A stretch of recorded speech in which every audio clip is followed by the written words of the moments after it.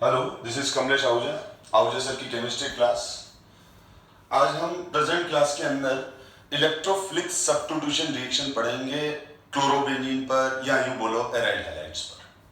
ठीक है, लेकिन इलेक्ट्रोफिलिक सब्स्टिट्यूशन रिएक्शन पढ़ने से पहले हम एरोमेटिक हैलाइड मतलब क्लोरोबेनिन का एग्जांपल लेते हुए और एल्काइल हैलाइड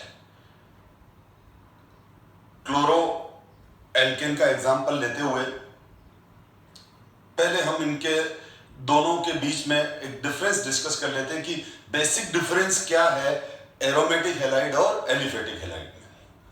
और हम लास्ट क्लास के अंदर अच्छे से nucleophilic substitution reaction aryl halide chlorobenzene पर डिस्कस कर चुके हैं, तो उसके भी एक दो पॉइंट रहे हुए थे, वो भी डिस्कशन में आ जाएंगे।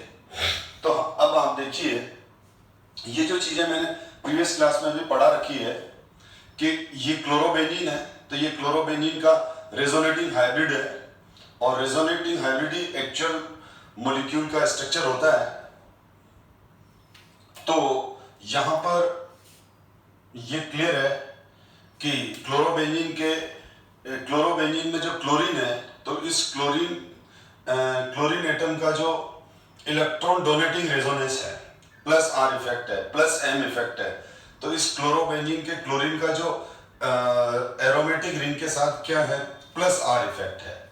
यानी यहाँ पर जो लोन पेयर था, इसके जो लोन पेयर थे वो अंदर जा रहे थे, लेकिन यहाँ पर चलो इसके बारे में बाद में डिस्कस कर लेते हैं, पहले यहाँ देख लेते हैं।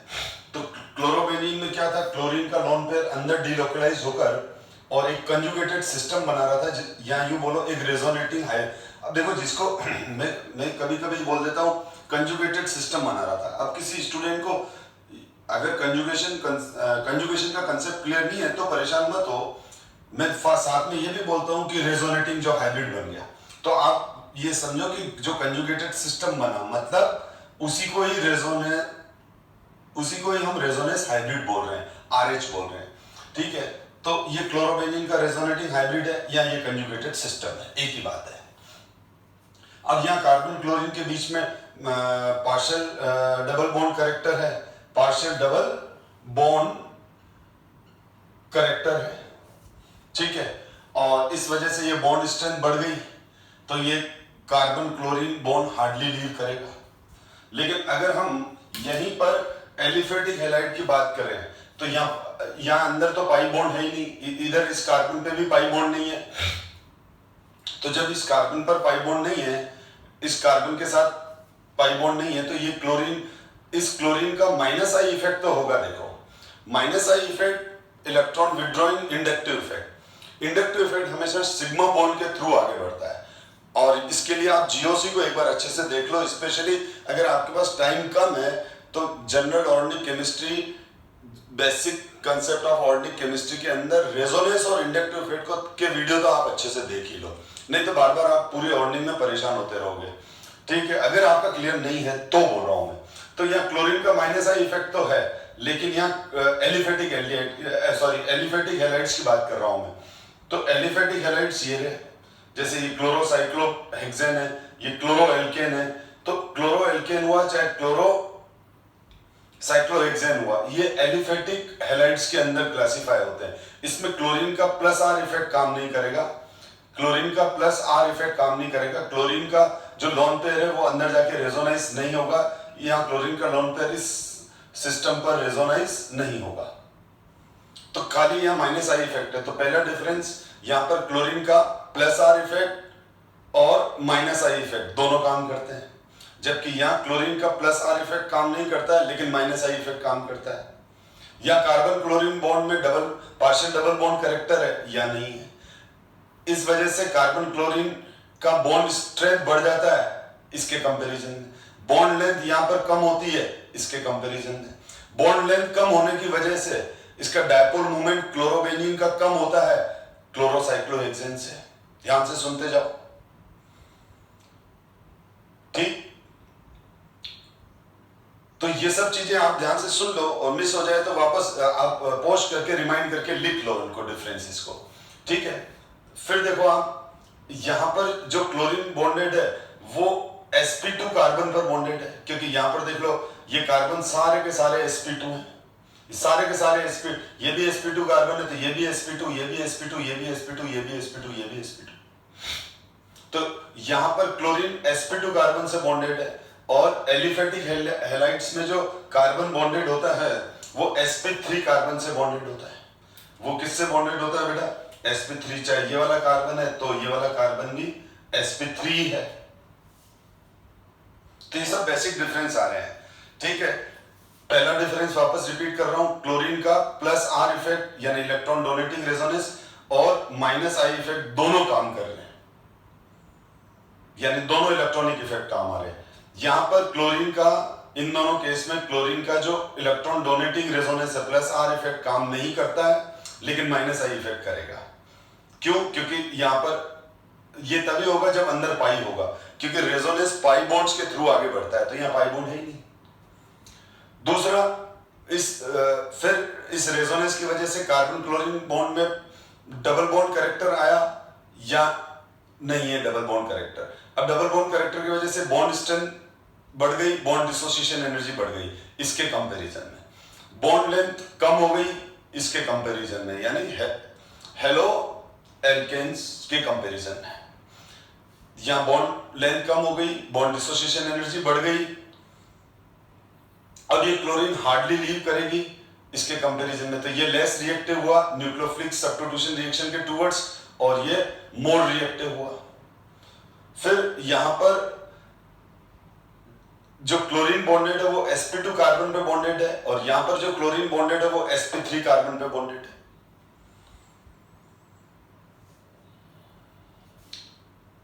अब यहां पर एक चीज और है बेटा, sp2 कार्बन में sp2 कार्बन का साइज छोटा होता है और इलेक्ट्रोनेगेटिविटी ज्यादा होती है sp3 के कंपैरिजन में, क्योंकि sp2 में 1s है और 2p है, यानी s और p का रेशियो जो होगा, s:p का जो रेशियो होता है, s:p का जो रेशियो होता है वो 1:2 है, ठीक है। sp2 कार्बन में, sp2 कार्बन में, यानी s%, यहां पर जो s का परसेंटेज आएगा, या sp2 कार्बन में जो s का परसेंटेज आएगा, s परसेंटेज जो sp2 में आएगा वो 33.3% आता है, ठीक है। s परसेंटेज कितना आता है? 33.3% sp2 कार्बन में, जबकि यहाँ sp3 कार्बन है और sp3 में s:p का जो रेशियो है वो 1:3 है। sp3 में जो s परसेंटेज है वो 25% है। तो s परसेंटेज बढ़ने से क्या होता है, अगर जो sp hybrid carbon, sp2 hybrid carbon और sp3 हाइब्रिड कार्बन, तो sp हाइब्रिड कार्बन का साइज सबसे छोटा होगा और इलेक्ट्रोनेगेटिविटी सबसे ज्यादा होगी, क्योंकि sp में 50% s कैरेक्टर है। तो s कैरेक्टर जितना ज्यादा होगा कार्बन का साइज उतना छोटा हो जाएगा और इलेक्ट्रोनेगेटिविटी बढ़ जाएगी। तो यहां पर क्या हो गया, यहां पर ये जो कार्बन है वो sp2 है और यहां जो कार्बन है वो sp3 है।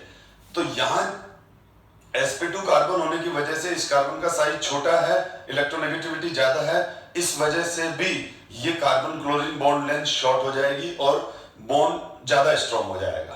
और यहाँ पर sp3 कार्बन का साइज बड़ा है, तो बड़े साइज की वजह से बॉन्ड लेंथ थोड़ी बढ़ जाएगी और उस वजह से बॉन्ड स्ट्रेंथ कंपैरेटिवली कम रहेगी।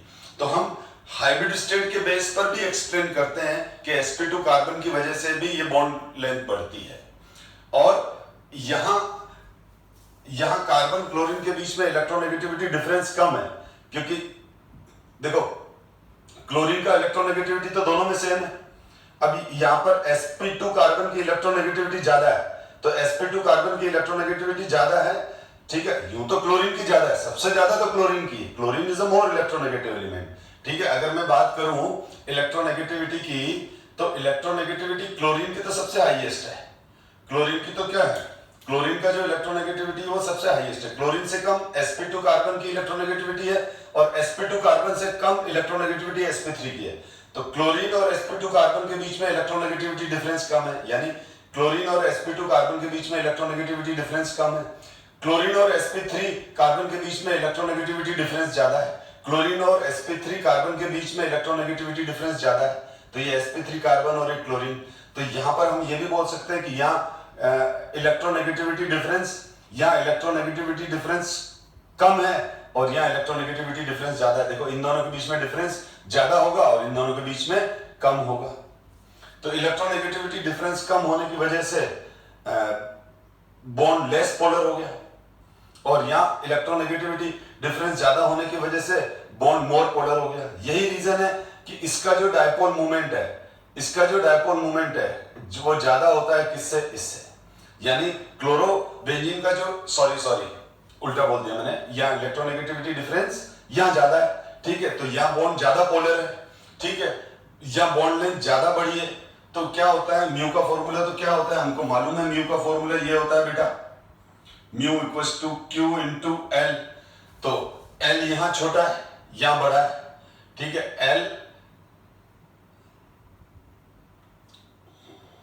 एल की वैल्यू ये वाली वैल्यू, और इधर एल की वैल्यू ये वाली, ठीक है, तो म्यू किसका ज्यादा हो जाएगा, म्यू इसका ज्यादा हो जाएगा। और साथ में देखो यहाँ पोलरिटी भी ज्यादा है। अगर मैं क्यू की बात करूं तो क्यू की वैल्यू भी इधर ज्यादा आएगी, क्योंकि क्लोरीन और sp3 कार्बन के बीच में इलेक्ट्रोनेगेटिविटी डिफरेंस ज्यादा है, तो यहाँ पार्शियल पॉजिटिव ज्यादा आएगा, यहाँ पार्शियल नेगेटिव ज्यादा आएगा, यानी चार्जेस भी यहाँ ज्यादा आएंगे। ये वाले चार्जेस कम आएंगे, यहाँ पर जो चार्जेस हैं, ठीक है, ये गलत लिखा हुआ है, ठीक है, आपको बात समझ में आ गई। यहां भूल से प्लस लगा दिया था, ठीक है, जो कि माइनस है बेटा।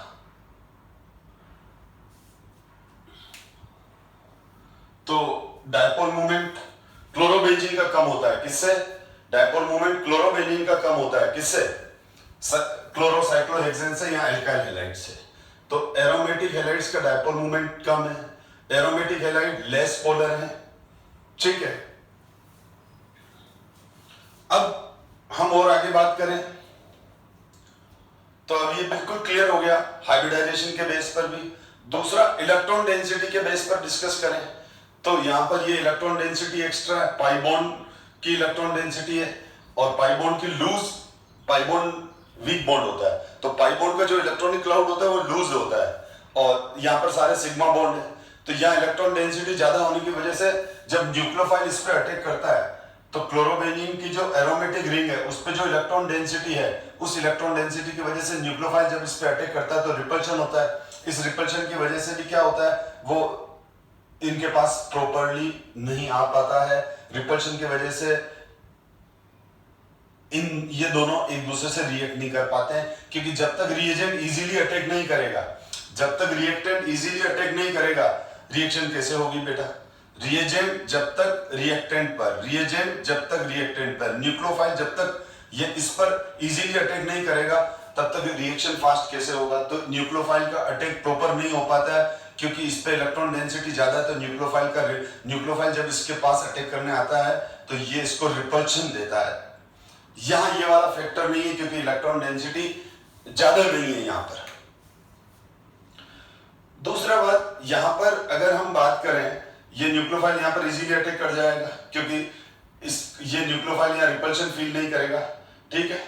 अच्छा, दूसरी बात मैंने ये कही कि अगर इस क्लोरीन को हटा दूं तो ये easily trigonal planar carbonium ion में कन्वर्ट हो सकता है, क्योंकि sp2 कार्बन बन गया, और sp2 कार्बन का बॉन्ड एंगल कितना होता है 120, sp2 कार्बन का बॉन्ड एंगल कितना होता है 120, तो यहाँ sp2 कार्बन का बॉन्ड एंगल 120 है, तो वो 120 मेंटेन कर लेगा, ठीक है। तो जैसे क्या हुआ ये कि जैसे ही यहाँ पर क्या हुआ, क्लोरीन हटा, जैसे यहाँ से क्या हुआ बेटा, देखो जैसे यहाँ से ये टेट्राहेड्रल कार्बन है और ये वाला क्लोरीन है, जैसे ये क्लोरीन हटा, ये क्लोरीन हट गया, आयोनाइज हो गया, क्लोरीन हटते ये sp2 हो गया, तो ये इजीली अपना इस तरह वाले शेप में कन्वर्ट हो गया, ट्राइगोनल प्लेनर कार्बोनियम आयन बन गया बेटा। इस पे पॉजिटिव चार्ज है कार्बन पे और ये 120 का एंगल है, तो ये मेंटेन हो गया। बट यहां तो इसका कार्बोकेटाइन बनना भी आसान है, क्योंकि कार्बोकेटाइन बनने के बाद ये कार्बोकेटाइन कन्फर्ट है, यूं तो अनस्टेबल है लेकिन फिर भी कन्फर्ट है। क्यों कन्फर्ट है, क्योंकि इसमें बॉन्ड स्ट्रेन नहीं है। बॉन्ड स्ट्रेन का मतलब ये होता है कि जो उसका ओरिजिनल बॉन्ड एंगल है उसको वो गेन कर लेता है। यानी ये जब कार्बोनियम आयन बना तो कार्बोनियम आयन पर sp2 हाइब्रिडाइजेशन होता है, तो sp2 हाइब्रिडाइजेशन होगा तो क्या होगा, sp2 हाइब्रिडाइजेशन होगा तो क्या होगा, बॉन्ड एंगल 120 मेंटेन करना है, जो ये कर लेगा। ठीक है, अब और अगर वो बॉन्ड एंगल मेंटेन नहीं कर पाएगा तो हम बोलते हैं बॉन्ड स्ट्रेन। देखो यहां पर, देखो जैसे यहां पर है, अब अगर हमने देखो मैंने यहां एरो करके क्रॉस कर रखा है, मतलब ऐसा नहीं होता है कि अगर मैं ये क्लोरीन हटा दूं तो ये फिनाइल कार्बोकेटाइन बन जाएगा, जो कि हाईली अनस्टेबल है। रीजन ये है कि ना, ऑलरेडी देखो यहां sp3 कार्बन है, क्लोरीन निकलने से sp2 हो गया, ये sp3 कार्बन है, क्लोरीन निकलने से sp2 हो गया ये। ठीक है, क्लोरीन निकलने से ये sp2 हो गया।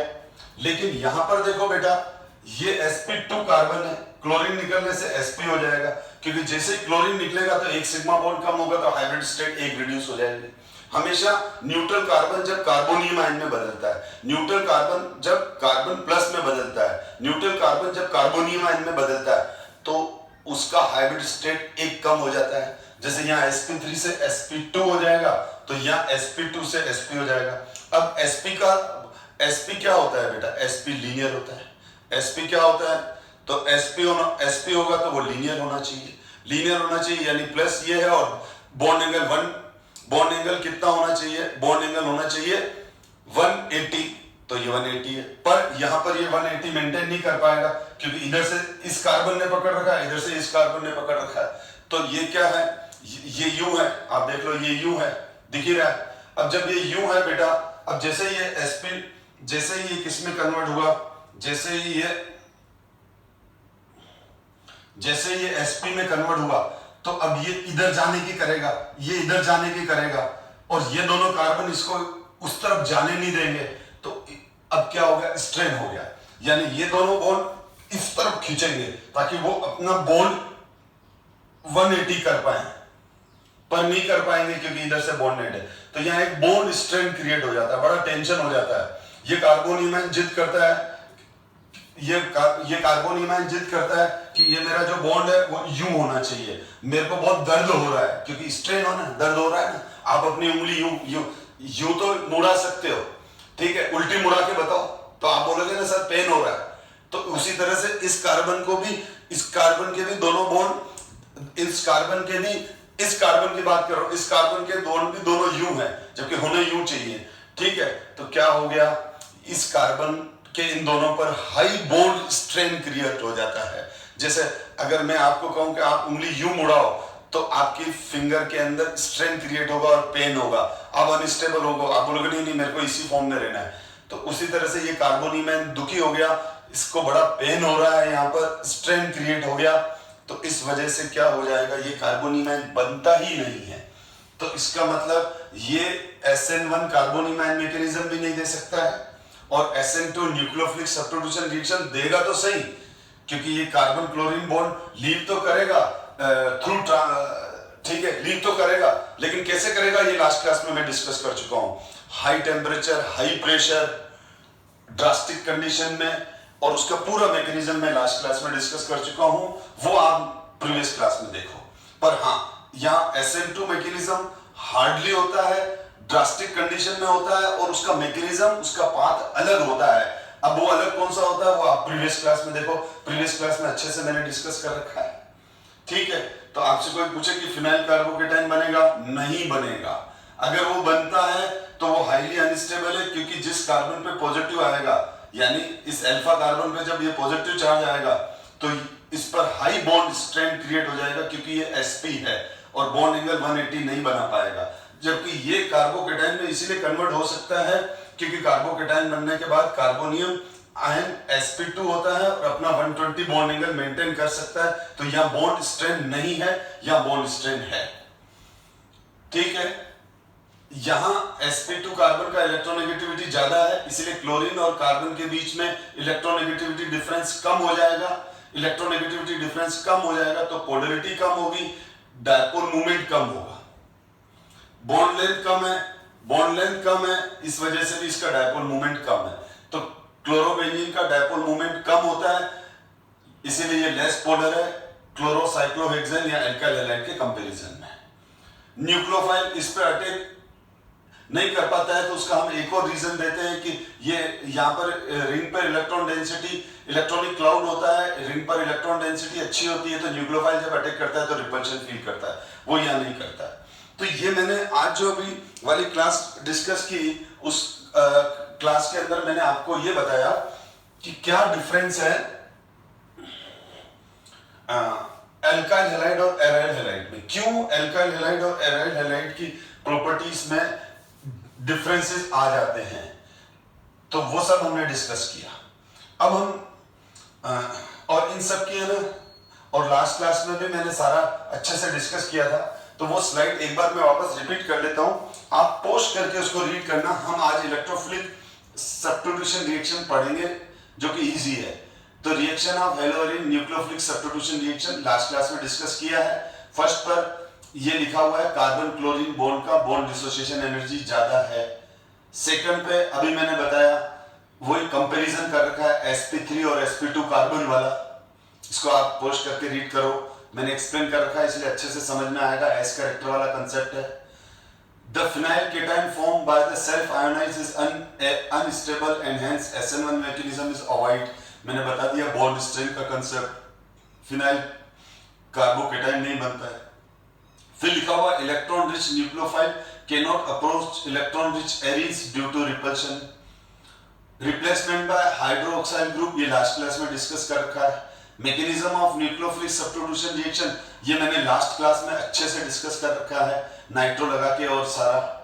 और उसके बाद मैंने आपको बताया था कि है ना, अगर ऑर्थो और पैरा पोजीशंस पर NO2 CnCOOH इस तरह के ग्रुप लगा दे जो -I और -R इफेक्ट शो करते हैं, तो उससे रेट ऑफ रिएक्शन फास्ट हो जाती है। यानी ये जो NO2 CnCOOH अगर ये ऑर्थो और पैरा पर हो तो क्लोरोबेंजीन पर न्यूक्लियोफिलिक सब्स्टिट्यूशन रिएक्शन तेजी से कंप्लीट हो जाते हैं। लेकिन अगर electron releasing group, electron donating group OH और NH2 हो तो वो रिएक्शन को और डिक्रीज कर देते हैं। और ये सब हम लास्ट क्लास में अच्छे से डिस्कस कर चुके हैं। और मेटा पोजीशन पर भी क्या मेटा पोजीशन पर भी अगर ये ग्रुप रखते हैं तो क्या चेंजेस आते हैं, वो भी हमने डिस्कस कर रखे हैं। अब हम आज हमारा टॉपिक है इलेक्ट्रोफिलिक सब्स्टिट्यूशन रिएक्शन। तो इलेक्ट्रोफिलिक सब्स्टिट्यूशन रिएक्शन तो क्या होगा, बहुत ही इजीली देंगे एलिफेटिक, जैसे एलिफेटिक के कंपैरिजन में aromatic compound electrophilic substitution reaction easily देते हैं। इलेक्ट्रोफिलिक सब्स्टिट्यूशन रिएक्शन क्यों इजीली देंगे, मैं वापस वही वाली बात, क्योंकि इलेक्ट्रोफाइल कहां अटैक करता है बेटा, इलेक्ट्रोफाइल इलेक्ट्रॉन रिच मॉलिक्यूल पर अटैक करता है। इलेक्ट्रोफाइल इलेक्ट्रॉन रिच मॉलिक्यूल पर अटैक करता है। हमेशा वो ढूंढता है कि कहीं मेरे को कोई ऐसा ऑर्गेनिक मॉलिक्यूल मिल जाए जिसके पास लूज इलेक्ट्रॉनिक क्लाउड्स हो, यानी पाई क्लाउड्स हो, या इलेक्ट्रॉन डेंसिटी अच्छी हो, क्योंकि इलेक्ट्रोफाइल वो स्पीशीज है जो ऑर्गेनिक कंपाउंड पर अटैक करके ऑर्गेनिक कंपाउंड का ही इलेक्ट्रॉन पेयर लेके उसके साथ बॉन्ड बनाती है। वापस सुनो, इलेक्ट्रोफाइल वो स्पीशीज है जो ऑर्गेनिक कंपाउंड पर अटैक करके ऑर्गेनिक कंपाउंड के ही इलेक्ट्रॉन पेयर को लेके उसके साथ बॉन्ड बनाती है। यानी इलेक्ट्रोफाइल वो है, सपोज करो इलेक्ट्रोफाइल ने आप पर अटैक किया तो वो आपके ही इलेक्ट्रॉन लेके आपके साथ बॉन्ड बनाएगी। तो इलेक्ट्रोफाइल इलेक्ट्रॉन रिच मॉलिक्यूल्स पर अटैक करते हैं और फिर उस मॉलिक्यूल में भी वो जगह ढूंढते हैं कि कौन सी जगह ऐसी है जहां से हम इजीली इलेक्ट्रॉन ले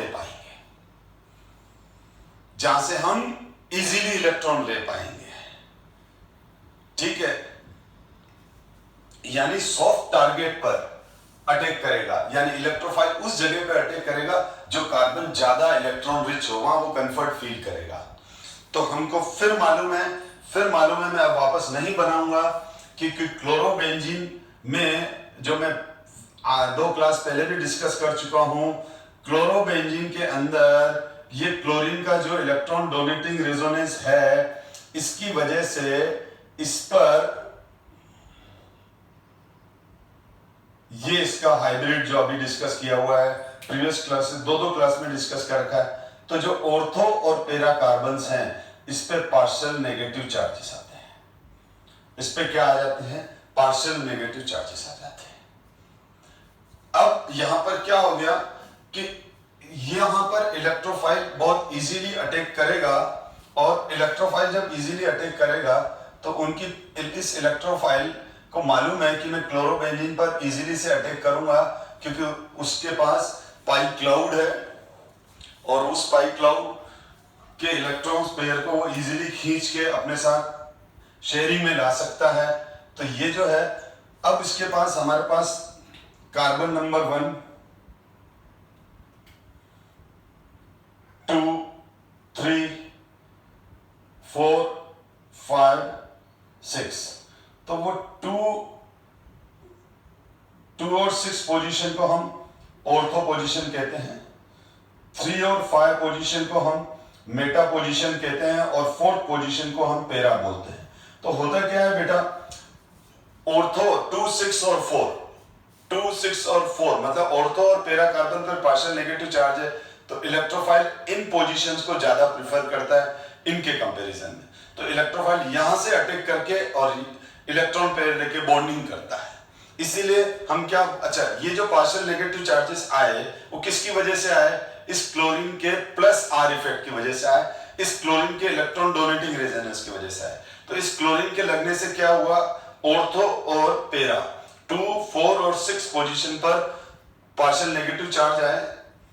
इस क्लोरीन के इलेक्ट्रॉन डोनेटिंग रेजोनेंस की वजह से दोनों ऑर्थो पोजीशन पर और पैरा पोजीशन पर पार्शियल नेगेटिव चार्ज आ गए। 2 4 6 कार्बन जो हो गए वो मोर इलेक्ट्रॉन रिच हो गए 3 और 5 के कंपैरिजन में।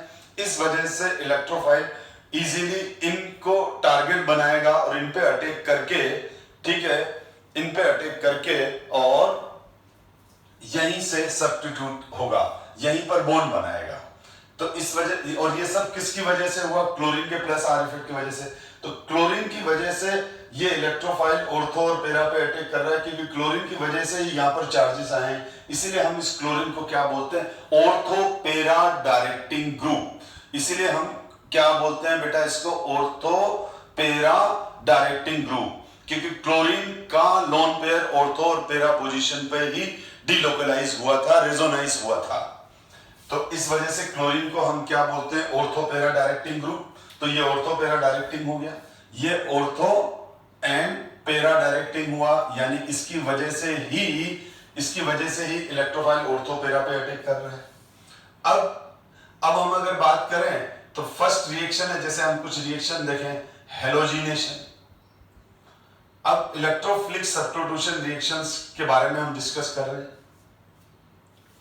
तो जब हम इलेक्ट्रोफिलिक सब्स्टिट्यूशन रिएक्शन में जैसे क्लोरोबेनिन का क्लोरीनेशन की बात कर रहे हैं, तो अब ध्यान देना, इनके मैकेनिज्म को देखो बेटा। ये क्लोरोबेनिन, ये Cl2 हमेशा इलेक्ट्रोफिलिक सब्स्टिट्यूशन रिएक्शन जो होती है बेटा, वो हेलोजन कैरियर्स की प्रेजेंस में होती है, या यूं बोलो लुईस एसिड की प्रेजेंस में होती है, क्योंकि AlCl3 और FeCl3 हेलोजन कैरियर हैं। और अगर इनऑर्गेनिक कंसेप्ट से चलें, मतलब एसिड बेस्ड कंसेप्ट से चले, तो ये लुईस एसिड है, ये इलेक्ट्रॉन पेयर एक्सेप्टर है। तो यहां पर हमारे पास क्या बन जाता है, एक प्रोडक्ट तो क्लोरोबेनिन बनेगा, यानी डाइक्लोरोबेनिन बनेगा, और दूसरा बनेगा पैरा डाइक्लोरोबेनिन। क्या बनेगा, पैरा डाइक्लोरोबेनिन। ठीक है, तो रुको, मैं पहले फ्रीडल-क्राफ्ट रिएक्शन डिस्कस कर लेता हूं, जो कि आप 11 में बहुत अच्छे से कर चुके हो। ठीक है, यहां पर भी ऑर्थो और पैरा पर ही आएगा Cl, लेकिन फ्रीडल-क्राफ्ट रिएक्शन से स्टार्ट करते हैं हम। ठीक है, तो देखो फ्रीडल-क्राफ्ट रिएक्शन क्या होता है। फ्रीडल-क्राफ्ट रिएक्शन, क्लोरीनेशन वापस डिस्कस कर रहा हूं। तो फ्रीडल-क्राफ्ट रिएक्शन में देखो, ये होती है, फ्रीडल-क्राफ्ट रिएक्शन दो तरह की होती है। पहला है एल्काइलेशन, जिसमें एल्काइल ग्रुप आके जुड़ता है, जिसमें कौन आके जुड़ता है, एल्काइल ग्रुप आके जुड़ता है। CH3Cl in presence of FeCl3 और AlCl3, और यहां पर क्या हो जाएगा,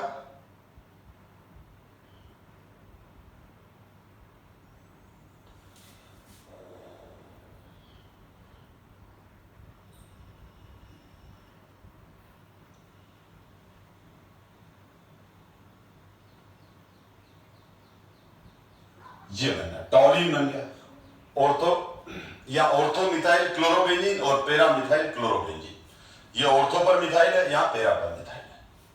अब देखो मैंने ये रिएक्शन इसलिए स्टार्ट की क्योंकि 11th में बहुत अच्छे से पढ़ी हुई है और बार बार एग्जाम में आती है, तो पहली रिएक्शन मैंने कहा वही स्टार्ट करो जो आपने ज्यादा फ्रिक्वेंटली पढ़ी हुई है पहले से ही, तो उससे जल्दी समझ में आता है। अब ये CH3Cl है, अब ये CH3Cl है तो बेटा ये AlCl3 से रिएक्ट करेगा।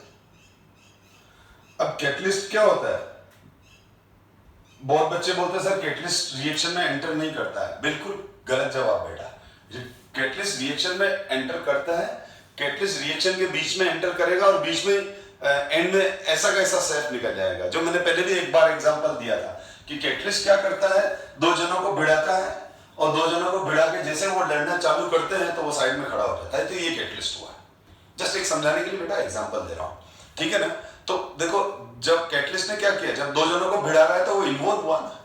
अब जब दोनों को नेगेटिविटी उसने दे दी एक दूसरे के प्रति और दोनों लड़ने लग गए, तो वो फिर साइड में सेपरेट होकर खड़ा हो जाता है और उनको लड़ते हुए देखता है। तो यहां पर भी यही है कि कैटलिस्ट अंदर घुस के दोनों को कुछ न कुछ करता है, उससे क्या होता है, वो जैसे वो रिएक्शन करना स्टार्ट करते हैं तो वो सेपरेट होकर अलग हो जाता है। देखो इस एग्जांपल से समझ में आएगा।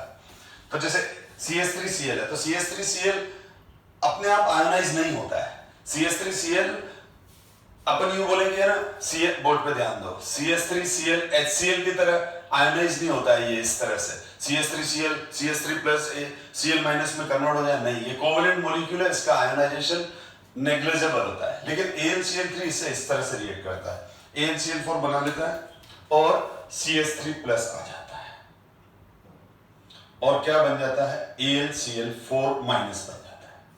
अब ये कार्बोनियम आयन बन गया बेटा, ये कार्बोनियम आयन बन गया। तो ये कार्बोनियम आयन क्या है, this carbonium ion is electrophile, this carbonium ion is electrophile. अब ये कार्बोनियम आयन इलेक्ट्रोफाइल क्या करेगा, अब जैसे ये इलेक्ट्रोफाइल बन गया तो ये कार्बोनियम आयन इलेक्ट्रोफाइल, ठीक है, किस पे अटैक करेगा, क्लोरोबेंजीन पर। अब जब ये हो गया अब हमारा इलेक्ट्रोफाइल, अब जब ये अटैक करेगा तो ये अटैक करेगा ऑर्थो और पैरा कार्बन पे, क्योंकि मैंने अभी इसका रेजोनेंस हाइब्रिड ही एक्चुअल हाइब्रिड स्ट्रक्चर होता है।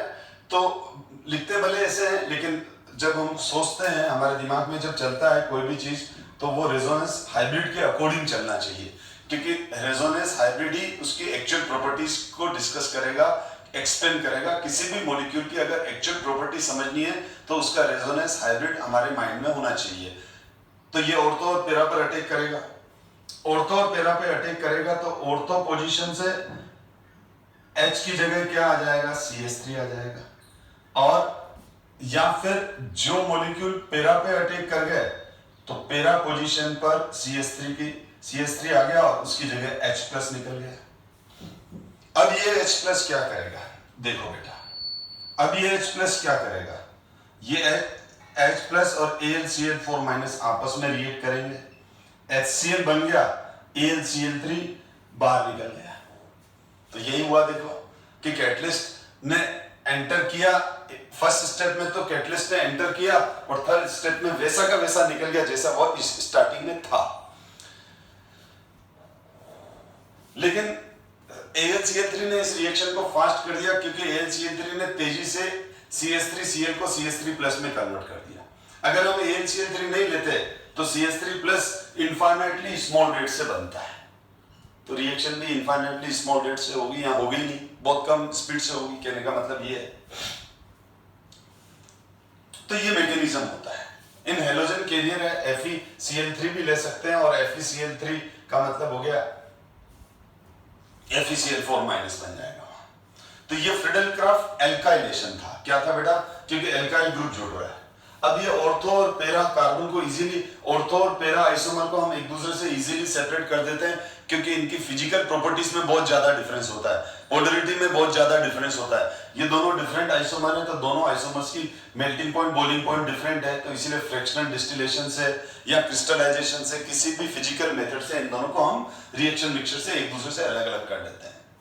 मेजर प्रोडक्ट पैरा बनता है, उसका रीजन है एक तो पैरा सिमेट्रिकल है और दूसरा क्या होता है कि कुछ भी है, ये क्लोरीन एटम, ये तो मैंने इतना बड़ा बॉन्ड बनाया है, इतना बड़ा बॉन्ड थोड़ी होता है, ठीक है, ये तो क्लोरीन का तो स्फीयर होगा, तो क्लोरीन का स्फीयर जब इस कार्बन पे जुड़ा हुआ है तो दोनों जो ऑर्थो कार्बन है उस पे क्लोरीन के स्फीयर का स्टेरिक इन्फ्लुएंस है, तो इस पे इस ऑर्थो पोजीशन पे चारों तरफ से अटैक नहीं हो पाएगा, ठीक है ना, तो एक लिमिटेड अटैक ही इन ऑर्थो पोजीशन पे हो सकते हैं, तो लिमिटेड प्रोडक्ट ही बनता है, और यहाँ तो चारों तरफ से फ्री है। मैंने पहले भी एक बार शायद एग्जांपल दिया था कि बारिश के अंदर, रेन के अंदर मैं जब अम्ब्रेला लेके निकलूंगा तो मेरे दोनों शोल्डर, जिनको मैं ऑर्थो कह रहा हूं, वो गीले नहीं होते हैं या न के बराबर गीले होते हैं, क्योंकि जो अम्ब्रेला का स्टेरिक हिंड्रेंस है, अम्ब्रेला का जो कवर है वो वाटर ड्रॉप्स को इधर गिरने से रोकता है। इसी तरह से क्लोरीन के स्फीयर का जो शेड है, ठीक है, उसकी वजह से इलेक्ट्रोफाइल को ऑर्थो पोजीशन पर अटैक करने में दिक्कत आती है, ठीक है ना।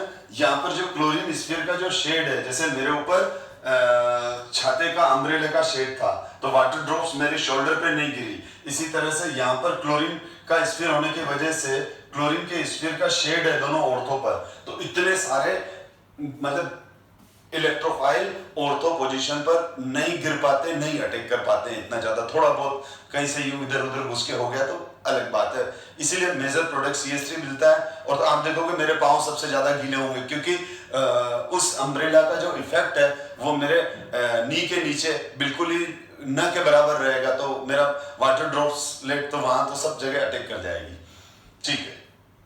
तो ये हुआ फ्रिडल-क्राफ्ट एल्काइलेशन। इसी तरह से दूसरा एक रिएक्शन होता है बेटा फ्रिडल-क्राफ्ट एसाइलेशन। तो फ्रिडल-क्राफ्ट एसाइलेशन क्या होता है, देखो बेटा, फ्रिडल-क्राफ्ट एसाइलेशन क्या होता है, तो फ्रिडल-क्राफ्ट एसाइलेशन जो होता है वो देखो CH3COCl का रिएक्शन है, किसकी प्रेजेंस में, AlCl3 या FeCl3, एसाइलेशन, फ्रिडल-क्राफ्ट एसाइलेशन। इस ग्रुप को हम एसाइल ग्रुप बोलते हैं बेटा। This group is called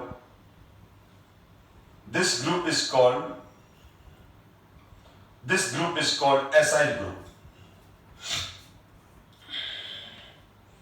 तो यहां पर भी बेटा बिल्कुल वही कुछ हुआ जो कि प्रीवियस रिएक्शन में हुआ, तो मैं बोर्ड पे ध्यान दो, मैं इसी रिएक्शन में चेंज कर रहा हूं, मैकेनिज्म भी वही है, CH3COCl,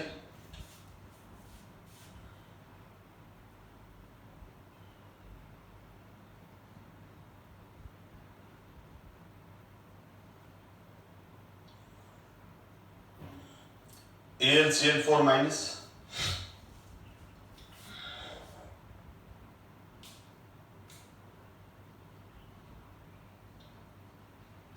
ठीक है। तो अब एसाइल कार्बोनिमाइन बन गया CH3C पर प्लस, और यहां पर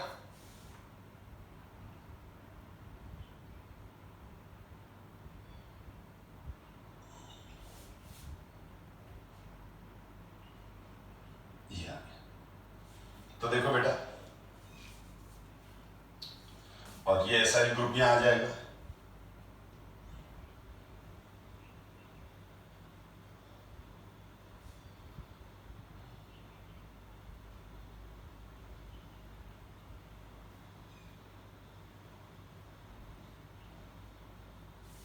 ये कंपाउंड हो गया। तो ये फ्रिडल का एसाइल ग्रुप हो गया, और ये वाला ग्रुप एसाइल ग्रुप है। दिस ग्रुप इज कॉल्ड, अभी अभी बताया मैंने, एसाइल ग्रुप। अब इसके नाम में बहुत जनों को दिक्कत आती है, मैं नाम क्लियर कर रहा हूं, नेम क्लियर कर रहा हूं इसका। तो देखो हम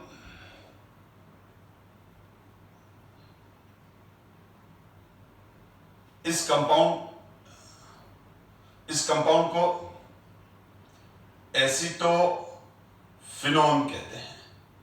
इस कंपाउंड को क्या बोलते हैं? इस कंपाउंड का नाम याद रख लो, हम भूल जाते हैं बहुत बार बेटा। इस कंपाउंड को हम क्या बोलते हैं? Acetophenone. This compound is called acetophenone, क्योंकि CH3CO और फिनोन कीटोन ग्रुप है बेटा, क्योंकि इसमें कीटोन ग्रुप है इसलिए ONe ले लिया हमने इसका। ठीक है, अब इसमें कीटोन ग्रुप है इसलिए हमने क्या ले लिया बेटा? ONe। तो ONe किसका सफिक्स होता है? ONe सफिक्स होता है बेटा, तो एसिटोफिनोन हो गया। अब इसका नाम एसिटोफिनोन है, इस कंपाउंड का याद रखना है। एसिटोफिनोन बच्चे भूल जाते हैं, Cl लगा दिया तो इसका नाम हो जाएगा पेराक्लोरोएसिटोफिनोन। तो इसका नाम हो गया पेराक्लोरोएसिटोफिनोन और इसका नाम हो जाएगा ऑर्थोक्लोरोएसिटोफिनोन। तो इसका नाम हो जाएगा पेराक्लोरोएसिटोफिनोन, पेराक्लोरोएसिटोफिनोन हो गया इसका नाम। तो ये फ्रीडेलक्राफ्ट एल्काइलेशन हुआ। अगर मैं क्लोरीनेशन की बात करूं, जो मैंने फर्स्ट रिएक्शन लिखा था फिर वाइप आउट कर दिया था, मैंने कहा पहले हम फ्रीडेलक्राफ्ट देख लेते हैं। क्लोरीनेशन में हम लेते हैं Cl2 प्लस AlCl3। अब यहां पर भी देखो वही वाली बात है, क्लोरीन है, तो यहां पर बोर्ड पे ध्यान दो बेटा, क्योंकि मैं इसी में चेंज कर रहा हूं।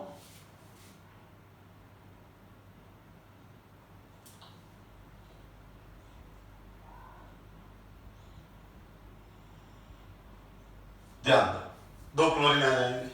अब यहां पर देखो, ध्यान से देखते जाओ, कंसेप्ट वही है, चीजें वही है।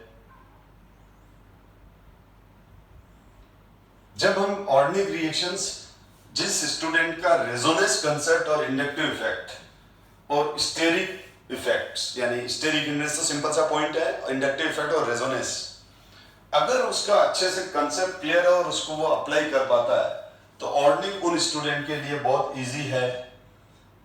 ठीक है, जो रिएक्शन रटने वाली है वो एक अलग चीज हो जाती है, लेकिन जो बेसिक मैकेनिज्म है, रीजनिंग है, रिएक्टिविटी ऑर्डर है, ठीक है, ये सब तो फिर उसके लिए बहुत सिंपल और इंटरेस्टिंग हो गए। अब यहां पर देखो वो की वही चीज आ गई, देखो बिल्कुल सेम।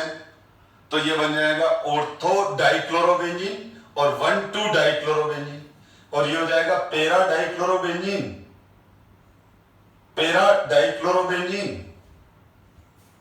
और 1,4 डाइक्लोरोबेंजीन। ये 1 2 3 4 5 6, आपको याद होगा इससे एक अच्छा कंसेप्ट जुड़ा हुआ है।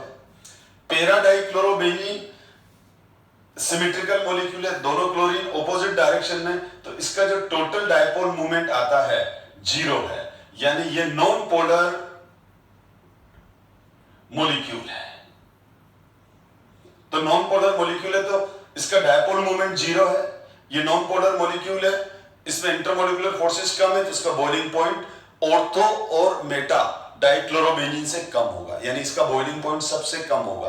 ऑर्थो डाइक्लोरो से भी कम होगा, मेटा डाइक्लोरो से भी कम होगा, आइसोमर्स की बात कर रहा हूं, यानी इसका बॉइलिंग पॉइंट सबसे कम होगा पेरा डाइक्लोरोबेंजीन का। आप लिखोगे सिमेट्रिकल मॉलिक्यूल है, दोनों क्लोरीन ऑपोजिट डायरेक्शन में है, इस वजह से इसका डायपोल मूवमेंट 0 हो जाता है, और डायपोल मूवमेंट 0 होने की वजह से बॉइलिंग पॉइंट कम होता है, क्योंकि इंटरमोलिकुलर फोर्सेस कम हो जाते हैं डायपोल मूवमेंट 0 होने की वजह से। बहुत अच्छी बात है। लेकिन इसके साथ एनसीईआरटी में शायद 10 वाला क्वेश्चन है, एंड एक्सरसाइज में 10, 11, 12 में से एक क्वेश्चन है, ये पूछा हुआ है, जो मैं करवा भी चुका हूं फिजिकल प्रॉपर्टीज में, कि इसका डायपोल मोमेंट 0 है, ये नॉन पोलर है, उसके बावजूद भी इसका जो मेल्टिंग पॉइंट है, वो ऑर्थो डाइक्लोरोबेंजीन से भी ज्यादा है और मेटा डाइक्लोरोबेंजीन से भी ज्यादा है, यानी इसका बॉइलिंग पॉइंट तो बाकी रिमेनिंग दोनों आइसोमर से कम है, लेकिन मेल्टिंग पॉइंट दोनों आइसोमर से ज्यादा है। तो मैंने क्या कहा था, मेल्टिंग पॉइंट 2 फैक्टर्स पे डिपेंड करता है, इंटरमोलिकुलर फोर्सेस के साथ साथ वो उसके क्रिस्टल में किस तरह से क्लोजली पैक्ड है, क्योंकि मेल्टिंग पॉइंट का मतलब सॉलिड लिक्विड में, तो कोई भी मॉलिक्यूल अगर सॉलिडिफाई हुआ है तो उसका क्रिस्टल बना है, और अगर वो क्रिस्टल बना है तो अगर उस क्रिस्टल के अंदर उसकी पैकिंग बहुत ही क्लोजली है,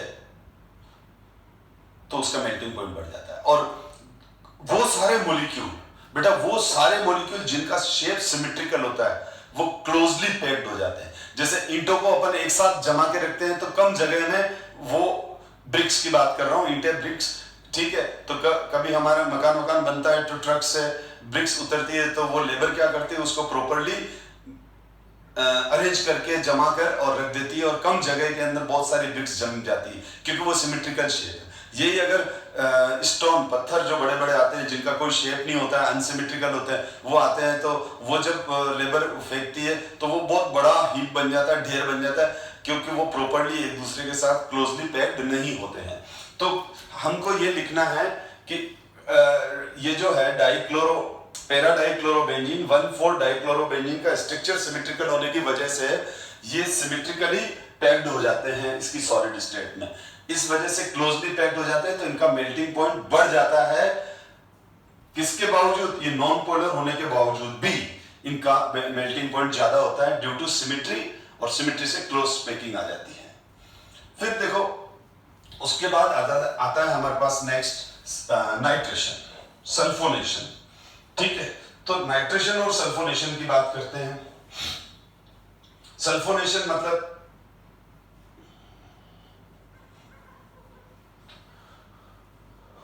क्या होता है? सल्फोनेशन देखो,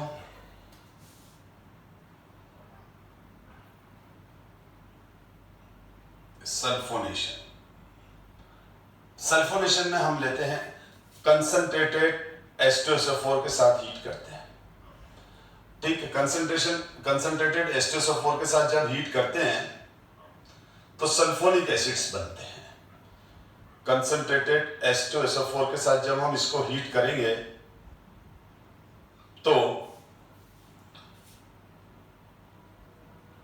क्या बनेगा?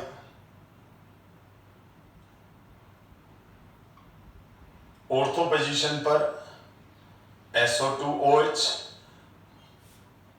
प्लस पैरा पोजीशन पर SO2OH जुड़ता है। ऑर्थोक्लोरो सल्फोनिक एसिड और पैराक्लोरो, अगर आपने ऐसे भी लिख दिया तो भी चलेगा बेटा। SO3H पर मैंने स्ट्रक्चर बना दिया, बता दिया भाई एक OH है इसमें, ठीक है ना। तो जैसे ये SO2OH है तो ये स्ट्रक्चर ये है बेटा। तो वही ऑक्सो एसिड वाली बात हो गई है, ये ऑक्सो एसिड ही है। ऑक्सो एसिड में क्या होता है? ऑक्सो एसिड में नॉन मेटल से OH जुड़ा हुआ रहता है। तो ये ऑर्थोक्लोरो सल्फोनिक एसिड, ये पैराक्लोरो सल्फोनिक एसिड किसका एग्जांपल हो गया? ऑक्सो एसिड का अच्छा एसिड है ये। इसी तरह से अगर हम नाइट्रेशन की बात करें तो नाइट्रेशन में क्या होता है बेटा? नाइट्रेशन में यहां पर जो नाइट्रेटिंग मिक्सचर लेते हैं, नाइट्रेशन की बात कर रहा हूं, नाइट्रेशन मतलब NO2 का जोड़ना। तो नाइट्रेशन क्या होता है? नाइट्रेशन और इनके बारे में मैंने जब इलेक्ट्रोफिलिक सब्स्टिट्यूशन रिएक्शन GOC में डिस्कस किया था तो बहुत डिटेल में नाइट्रेशन, सल्फोनेशन और इनके मैकेनिज्म डिस्कस किए थे। वो अब डिस्कस करना है अभी यहाँ पॉसिबल नहीं है, और इस चैप्टर की डिमांड भी नहीं है कि आप इसके मैकेनिज्म डिस्कस करो। डिमांड का मतलब सिलेबस में नहीं है, ठीक है, लेकिन आना चाहिए आपको। लेकिन क्लास बहुत लंबी हो जाएगी अगर मैं इनके डिटेल कंसेप्ट में जाऊंगा। लेकिन अगर आपके पास टाइम है और आप सीखना चाहते हो, कॉम्पिटिटिव एग्जाम्स में सेलेक्ट होना चाहते हो, तो GOC वाले के अंदर इलेक्ट्रोफिलिक सब्स्टिट्यूशन रिएक्शन के मैकेनिज्म्स को अच्छे से देखो। तो अब क्या होता है, इसमें NO2 जुड़ता है बेटा। क्या जुड़ता है? तो कंसंट्रेटेड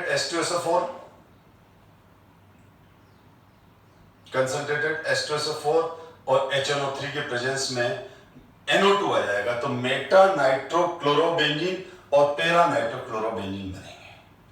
तो ये चीजें आपको ध्यान रखनी है, ठीक है। तो ये सब इलेक्ट्रोफिलिक सब्स्टिट्यूशन रिएक्शन हुई जो हमारे इस चैप्टर के अंदर सिलेबस में है। मैंने उन्हीं रिएक्शन को कनेक्ट किया है। और फिर मैं क्लियर कर रहा हूं बात कि जब क्लोरोबेंजीन, चलो छोड़ो, अपन नेक्स्ट क्लास में डिस्कस करेंगे, क्लास बहुत लंबी हो जाएगी, ठीक है। तो मैं इलेक्ट्रोफिलिक सब्स्टिट्यूशन रिएक्शन के एक दो पॉइंट और हैं जो बुक में हैं, उनका डिस्कशन हम नेक्स्ट क्लास में करते हैं। अब कुछ स्लाइड्स मैं प्रेजेंट कर देता हूं डिस्प्ले कर देता हूं, आप इसको देख के नोट्स बना लेना। और ये देखो आप, ये इलेक्ट्रोफिलिक सब्स्टिट्यूशन रिएक्शन है। तो हाँ, ये वाला पॉइंट ही कह रहा था मैं कि halogen atom is slightly deactivating group. ठीक है, तो ये वाला पॉइंट मैं नेक्स्ट क्लास में डिस्कस करूंगा। मैंने कहा ना क्लास बड़ी हो जाएगी थोड़ी सी। ठीक है, अभी इस पॉइंट को मैं नेक्स्ट क्लास में डिस्कस करने वाला हूं, लेकिन आप पढ़ के रखना, क्योंकि ऑर्थो पैरा डायरेक्टिंग तो समझा चुका हूं मैं। अब थोड़ा सा ये डीएक्टिवेशन किस वजह से आता है ये हम नेक्स्ट क्लास में डिस्कस करेंगे। ये भी आप अच्छे से रीड कर लेना, ठीक है ना। और ये हम अभी मैंने डिस्कस किया ही, the dipole movement of chlorobenzene is lower than that of cyclohexyl chloride, इस चैप्टर में एक हुआ है। Alkyl halide though polar are immiscible in water. तो इसका रीजन ये है कि एल्काइल हैलाइड वाटर के साथ वाटर के हाइड्रोजन बॉन्डिंग को तोड़कर अब तोड़ नहीं पाते हैं, क्योंकि वाटर में भी तो अपनी इंटरमोलिकुलर हाइड्रोजन बॉन्डिंग होती है। तो जब इन एल्काइल हैलाइड को वाटर में डालते हैं तो ये एल्काइल हैलाइड वाटर के इंटरमोलिकुलर हाइड्रोजन बॉन्डिंग के नेटवर्क को नहीं तोड़ पाते हैं, नंबर 1। और दूसरा, ये जो हैलाइड्स हैं ये वाटर के साथ खुद भी इंटरमोलिकुलर हाइड्रोजन बॉन्डिंग नहीं बनाते हैं, इस वजह से ये इनसॉल्युबल है। ये फिजिकल प्रॉपर्टी का क्वेश्चन है, फिर भी हम बाद में आगे डिस्कस करेंगे इन चीजों को। और ये सारे पॉइंट हम नेक्स्ट क्लास में डिस्कस करने वाले हैं। तो कुछ स्लाइड पहले मैंने रिप्रेजेंट कर दी, ठीक है, तो आपको मालूम पड़ेगा कि ये टॉपिक है। नेक्स्ट क्लास में थोड़ा सा रीड करके रखेंगे तो हम अच्छे से आगे बढ़ पाएंगे। Thank you so much my dear student.